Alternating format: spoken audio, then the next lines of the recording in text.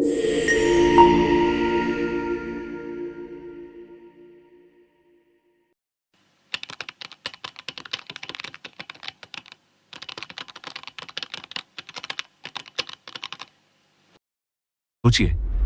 आपके पैरों के नीचे, आपकी नजरों से बिल्कुल अनदेखा एक ऐसी दुनिया चल रही है जहां कोई राजा नहीं, कोई भाषण नहीं, कोई कानून की किताब नहीं, फिर भी सब कुछ नियम में है।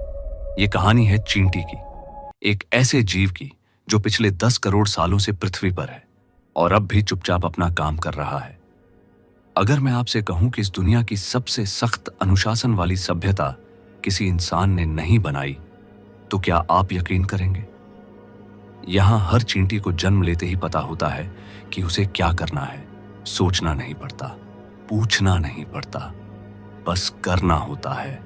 कोई खाना खोजेगा, कोई बच्चों की देखभाल करेगा और कोई अपनी जान देकर कॉलोनी की रक्षा करेगा। और इन सब के बीच एक होती है रानी। रानी बनना कोई चुनाव नहीं है, कोई ताज नहीं पहनाया जाता।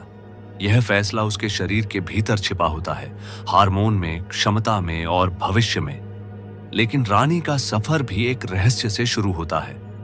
साल के कुछ खास दिनों में अचानक आप देखते हैं चींटियों के पंख निकल आए हैं। हाँ, पंख, वो पंख जो जिंदगी भर के लिए नहीं होते। जमीन के नीचे एक अंधेरी सी कॉलोनी है, ना सूरज की रोशनी, ना दिन रात का एहसास। फिर भी वहां हर पल कोई ना कोई बड़ा फैसला लिया जा रहा है। लेकिन ये कॉलोनी बात कैसे करती है? कोई आवाज नहीं, कोई भाषा नहीं, बस गंध। एक चींटी रास्ते पर खुशबू छोड़ती है, दूसरी उसी खुशबू को पढ़ लेती है। इसलिए आपको चींटियां सीधी लाइन में चलती दिखती हैं। यह कोई चमत्कार नहीं, यह रसायन विज्ञान है। एक ही जगह पर छोटे छोटे सफेद लार्वा पड़े हैं, सब बिल्कुल एक जैसे। अगर तुम उन्हें देखो तो कभी नहीं पहचान पाओगे कौन आगे चलकर रानी बनेगा और कौन जिंदगी भर काम करेगा। इस वक्त उन सब की किस्मत एक सी है। रानी चींटी अंडे दे चुकी है, अब वो बस मौजूद है। फैसले वो नहीं ले रही, असल कंट्रोल अब वर्कर चींटियों के पास है। वर्कर चींटियां लार्वा के पास आती जाती रहती हैं, कभी खाना देती हैं, कभी आगे बढ़ जाती हैं। यहां एक बहुत बड़ी गलतफहमी है। ऐसा नहीं है कि जिसे दिख गया उसे खाना मिल गया, और ऐसा भी नहीं है कि ये खास है, इसे ज्यादा दो। वर्कर चींटी लार्वा को देखकर कोई नाम नहीं लगाती, कोई पहचान नहीं करती। उसके दिमाग में सिर्फ एक बात चल रही होती है, इस कॉलोनी को अभी क्या चाहिए। अगर सब ठीक चल रहा है, खाना है, सुरक्षा है, सब संभला हुआ है, तो ज्यादातर लार्वा को साधारण सा खाना मिलता है, ना ज्यादा ना कम। ऐसे लार्वा बड़े होकर वर्कर या सिपाही बनते हैं, बिना पंख, बिना उड़ान, बस काम और काम। लेकिन कभी कभी कॉलोनी को कुछ और चाहिए होता है। पुरानी रानी कमजोर हो रही होती है, या कॉलोनी को फैलना होता है, या आगे की पीढ़ी बचानी होती है। बस यहीं से खेल बदल जाता है। कोई घोषणा नहीं होती, कोई शोर नहीं, बस इतना होता है कि कुछ गिने चुने लार्वा को हर बार थोड़ा ज्यादा, थोड़ा अलग और लगातार खाना मिलने लगता है। एक दिन नहीं, 2 दिन नहीं, लगातार। यही फर्क पैदा करता है। वही लार्वा जो कल तक सब जैसा था, अब धीरे धीरे बदलने लगता है। उसका शरीर थोड़ा बड़ा होने लगता है, अंदर कुछ बदल रहा होता है, दिखाई नहीं देता, लेकिन असर दिखने लगता है। जब वो प्यूपा बनता है तो उसकी पीठ पर कुछ उभरने लगता है, पंख। यहीं तय हो जाता है, ये साधारण चींटी नहीं बनेगी, या तो ये नई रानी बनेगी या फिर पंख वाला नर। और अब सबसे जरूरी बात, वर्कर चींटी को यह नहीं पता कि ये रानी बनेगी। उसे बस इतना पता है कि अभी कॉलोनी को रानी चाहिए। वो फैसला लार्वा के शरीर में खाने के जरिए लिख दिया जाता है। इसलिए यह कहना गलत है कि जिसे मिल गया मिल गया, और यह कहना भी गलत है कि पहचान कर खाना दिया जाता है। सच बस इतना है, चींटी की दुनिया में किसी की किस्मत चेहरे से नहीं, नाम से नहीं, बल्कि कॉलोनी की जरूरत से तय होती है। जमीन के नीचे जो कहानी शुरू हुई थी, अब वो जमीन पर रुकने वाली नहीं है। जिन चींटियों की पीठ पर पंख उगाए, वो अब इंतजार कर रही हैं। एक दिन का, जब हवा में नमी होती है, मौसम हल्का सा बदलता है और जमीन गर्म रहती है। तभी कॉलोनी के अंदर एक अजीब सी बेचैनी फैलती है। ये रोज का दिन नहीं होता। अचानक पंख वाली चींटियां एक एक करके बाहर निकलने लगती हैं। नर भी, मादा भी। आज पहली बार इनका काम जमीन पर नहीं, आसमान में है। ये उड़ान कोई मस्ती नहीं है, ये है जिंदगी की सबसे बड़ी जिम्मेदारी। नर चींटी का रोल यहीं से शुरू होता है और यहीं लगभग खत्म भी। नर पंख पाकर ना काम करता है, ना कॉलोनी बनाता है, ना बच्चों को पालता है। उसका पूरा जीवन एक ही मकसद के लिए होता है, संभोग। आसमान में सैकड़ों हजारों पंख वाली चींटियां एक साथ उड़ती हैं। इसी उड़ान को कहते हैं संभोग की उड़ान या फिर विवाह उड़ान। नर चींटी किसी एक मादा को ढूंढता है। कोई लड़ाई नहीं, कोई जोर जबरदस्ती नहीं। जिस पल नर और मादा का मिलन होता है, नर अपना पूरा जीवन का काम एक ही पल में पूरा कर देता है। अब एक कड़वी सच्चाई, संभोग के बाद नर चींटी का शरीर टूटने लगता है। कुछ घंटों में, कुछ ही समय में वो मर जाता है। नर का जीवन बस यहीं तक था। अब कहानी का असली सस्पेंस शुरू होता है।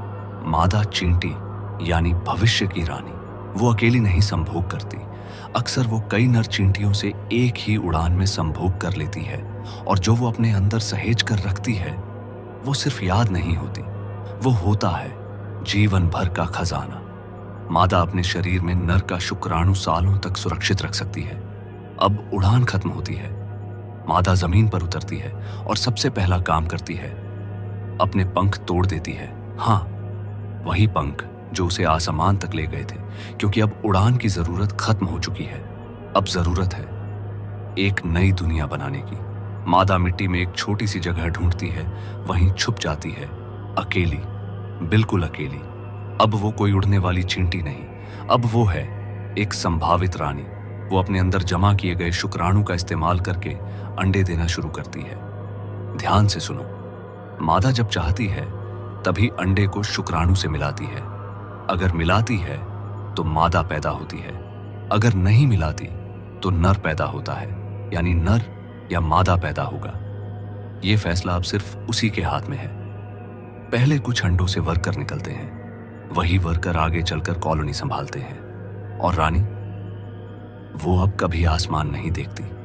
उसका पूरा जीवन अंधेरे में गुजरता है, लेकिन उसी अंधेरे से हजारों जिंदगियां जन्म लेती हैं। तो अगर कोई पूछे नर को पंख क्यों मिले, क्योंकि उसे एक ही उड़ान में सब कुछ देना था। मादा को पंख क्यों मिले, क्योंकि उसे एक नई दुनिया की शुरुआत करनी थी। और जब ये काम हो गया तो पंख बोझ बन गए। चींटियों की कहानी बस यहीं तक सीमित नहीं है। कभी आपने पक्षियों को चींटियों के पास पंख फैलाए बैठे देखा है? वो आराम नहीं कर रहे, वो इलाज करवा रहे हैं। चींटियां अपने शरीर से फॉर्मिक एसिड छोड़ती हैं, जो पक्षियों के पंखों में छिपे कीड़ों और परजीवियों को मार देता है। इस प्रक्रिया को कहा जाता है एंटिंग। मतलब जिसे हम छोटा समझते हैं, वह किसी और की सेहत बचा रहा होता है। और बस इतना ही नहीं, जमीन के नीचे भी कहानी चलती है। चींटियां मिट्टी खोदती हैं, उसे नरम बनाती है, हवा और पानी को अंदर जाने देती है, बीज उठाकर एक जगह से दूसरी जगह ले जाती है, मरे हुए जीवों को खाकर प्रकृति की सफाई करती है। अगर चींटियां न हों तो मिट्टी बीमार हो जाए, पौधे कमजोर पड़ जाएं और पूरा संतुलन हिल जाए। फिर भी हम उन्हें बेकार समझते हैं, बल्कि चींटियां बेकार नहीं, संतुलन बनाती है। जरा सोचिए, जो बात सुनने में नामुमकिन लगती है वही शायद सबसे बड़ा सच हो सकता है। वैज्ञानिक रिसर्च बताती है कि इस धरती पर सभी इंसानों का कुल वजन और सभी चींटियों का कुल वजन लगभग एक दूसरे के बराबर है। इंसान शरीर में बड़े हैं, लेकिन चींटियां संख्या में इतनी ज्यादा हैं कि उनका जोड़ अरबों टन तक पहुंच जाता है। खरबों खरब छोटी सी चींटियां मिलकर वो भार बना देती हैं जिसे हम सिर्फ इंसानों से जोड़कर देखते थे। और तभी समझ आता है कि धरती पर सबसे छोटा दिखने वाला जीव हमेशा सबसे हल्का नहीं होता। एक छोटी सी चींटी अपने शरीर से कई गुना भारी वजन उठा सकती है। इसमें कोई जादू नहीं, बस शरीर का सही अनुपात। तो अगली बार जब आप किसी चींटी को देखें, उसे कुचलने से पहले एक पल रुकिए, क्योंकि अगर ये छोटी सी दुनिया टूट गई तो हमारी बड़ी दुनिया भी ज्यादा देर तक नहीं टिकेगी। क्योंकि चींटी छोटी है, पर धरती के संतुलन में उसकी भूमिका बहुत बड़ी है। तो दोस्तों, आज के लिए बस इतना ही। अगर वीडियो आपको अच्छा लगा, अगर कुछ सिखा गया, कुछ दे गया, तो लाइक और सब्सक्राइब करना ना भूले, क्योंकि आपका लाइक सब्सक्राइब ही मेरे लिए थैंक यू है। मिलेंगे फिर एक नई वीडियो में, एक नई हकीकत के साथ।